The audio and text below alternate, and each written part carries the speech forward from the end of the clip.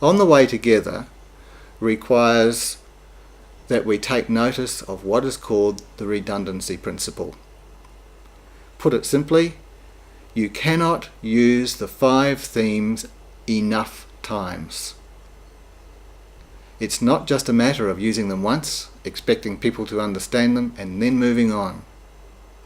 The redundancy principle says that it will take between 18 and 22 times for people to hear and work with and play with the language of the On the Way Together themes before they actually begin to make them their own.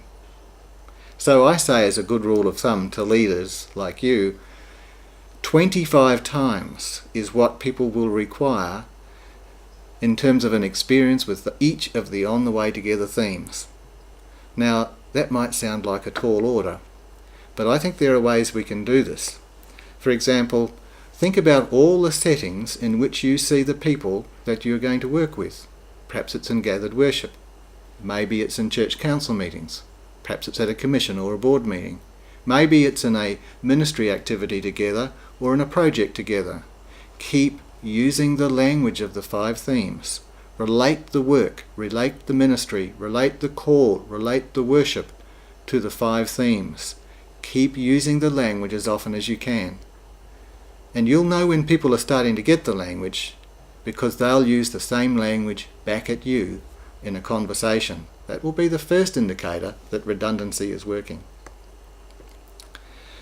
Patience is really important among the leaders and the leadership as On the Way Together is engaged. How long will it take? It will take as long as it takes. Now, I'm not fudging the issue here. You see, we're working at how people learn new language and how they learn new concepts. And just like leaders need to be ready to work with On the Way Together, people too need to be brought to a place where they are ready to begin working with On the Way Together. So I can't tell you whether this is a 3-week or 3-year process. I can tell you it's a process that will take as long as it takes. And that's why readiness is such an important principle to work with as well. Wise teachers know that adults are ready to learn when they express a concern or they indicate in some way that they are free to learn. For example, if someone says, "I haven't got time," you know they're not ready. So the question to them might be, when do you think you might have time? Or if someone says to you, "This is too long a document to read, can I shorten it?" then you know they're not ready. So the question might be, how could I help you to read this document over time? Readiness is really important, and I cannot stress this enough. Because the Synod has adopted a program and recommended it to the Church does not mean that the Church is ready for it. Every community, every committee, every commission, every council needs to judge when it is ready. In On the Way Together Engage, on page 4 and 5, I list some ideas about how you'll know when people are ready. Salience is another really important principle. Salience is a bit like readiness, but it actually says we need to deal with this now, because dealing with this now is part of where we're up to. One of the images I use when I talk about salience is getting the bus or catching the train.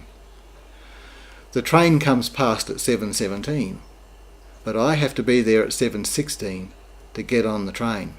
If I'm there at 7:18, I'll miss the train. The bus comes round and stops at the stop at 5:15.